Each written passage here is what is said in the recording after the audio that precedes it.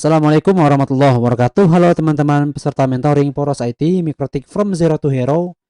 Balik lagi kita lanjutin program mentoring kita. Dan kali ini kita bakal masuk mengenai subnetting. Masih lanjutan mengenai IP address versi 4. Kita pengantar dulu apa itu subnetting. Nah, jadi gini teman-teman. Subnetting itu dari katanya saja itu ada sub ya. Sub. Analoginya gini. Ada sebuah ruangan, sebutlah namanya ruang A, ya. Ruang A ini gede, isinya ada 30 orang. Nah, banyak isinya. Lalu ruang A ini kita pecah menjadi dua ruangan. Ada ruang A, ada juga ruang B. Nah, setelah dipecah, tentu jumlah anggotanya berkurang ya. Yang tadi 30 orang di satu kelas, satu ruangan. Habis dipecah, habis dibagi, ya bisa dibagi dua dong. Ruang A sekarang 15 orang, 15 sisanya lagi masuk ke ruang B. Nah, gitu. Apa fungsi dari pemecahan gini? Dari kita bagi-bagi ruangannya gini. Ya, tujuannya supaya lebih mudah diatur. Anggotanya lebih mudah diatur kan ya. Bayangin kalau kita ngatur 30 orang, tentu lebih mudah kita ngatur yang 15 orang. Tapi apa efeknya? Efeknya gini teman-teman. Tadi di ruang A, si Mas dan si Uda itu satu ruangan yang sama.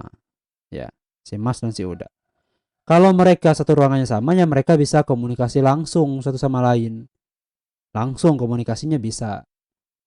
Tapi kalau udah kita bagi ruangannya dan mereka jadi beda ruangan, si Mas di ruang A, sementara si Uda di ruang B, maka karena beda ruangan tentu mereka jadi apa? Ya nggak bisa komunikasi dong secara langsung ya. Mereka jadi nggak bisa komunikasi langsung gitu. Jadi konsepnya gini subnetting itu. Ya kita bagi satu buah ruangan yang gede menjadi beberapa ruangan. Tujuannya untuk mengurangi anggotanya supaya lebih mudah diatur.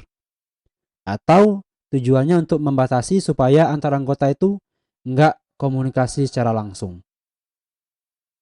Ya, bisa jadi ada yang misalnya ada yang nakal nih, ya kita mau pisahin ya bedain ruangannya.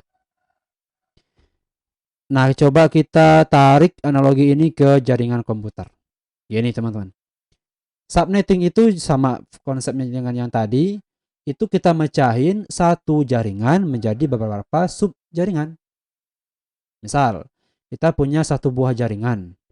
Di jaringan 192.168.1.0. Ini IP jaringannya atau IP networknya. Nah, di dalam IP network ini, itu dia bisa menampung 254 host. Banyak ya. Jadi ada 1, 2, 3, 4, 5, dan seterusnya dengan maksimumnya 254 host. Kemudian kita mau supaya lebih mudah diatur nih komputer-komputer dalamnya. Supaya nggak terlalu gede trafficnya. Ya kita bagi deh ruangannya. Istilahnya tadi ya baginya ruangannya. Jadi di sini kita lakukan subnetting. Yang tadi kita pakai slash 24, kemudian kita bagi.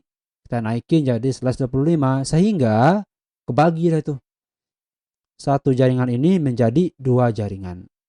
Ada jaringan 192.168.1.0/25 dan ada satu lagi itu 192.168.1.128.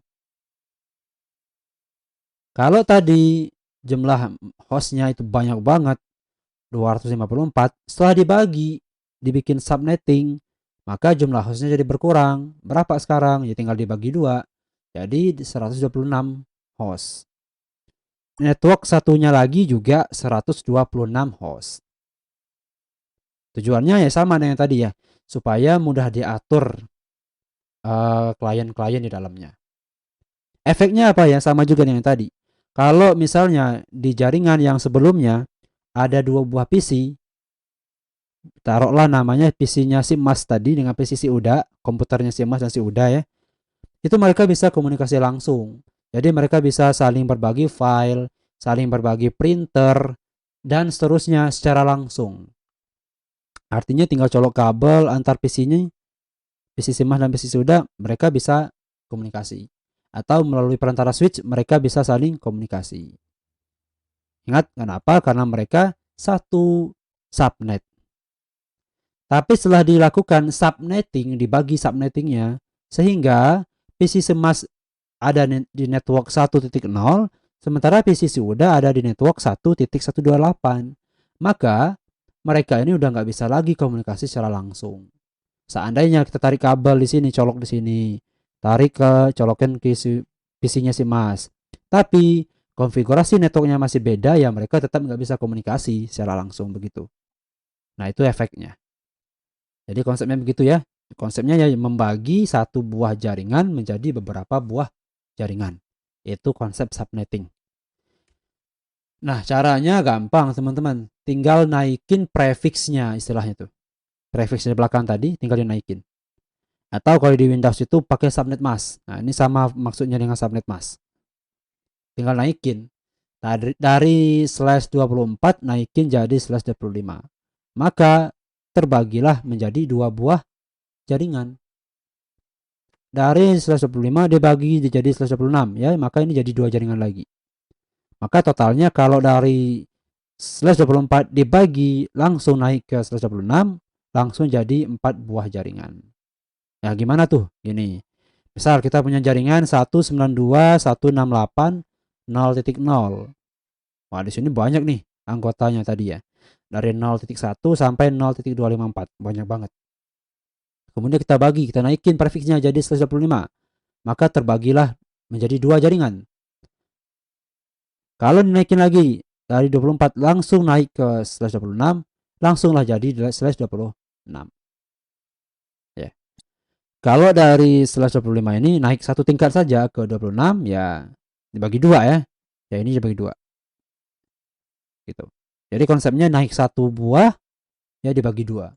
25 naik ke 26 ya dibagi dua juga. Ini dibagi dua nih. Ya bawahnya bagi dua lagi. Dan antar subnet ini, antar yang ini dengan di sini, itu mereka nggak bisa saling komunikasi langsung. Ini juga antar ini ke sini maupun ke sini. Yang jelas kalau dia beda subnet, beda network, mereka itu nggak bisa komunikasi langsung. Itu konsep dasarnya. Nah, saya kira itu teman-teman mengenai konsep subnetting, dan kita bakal lakukan subnetting nanti di video yang berikutnya. Sampai jumpa di video berikutnya teman-teman. Saya tutup dengan Assalamualaikum warahmatullahi wabarakatuh.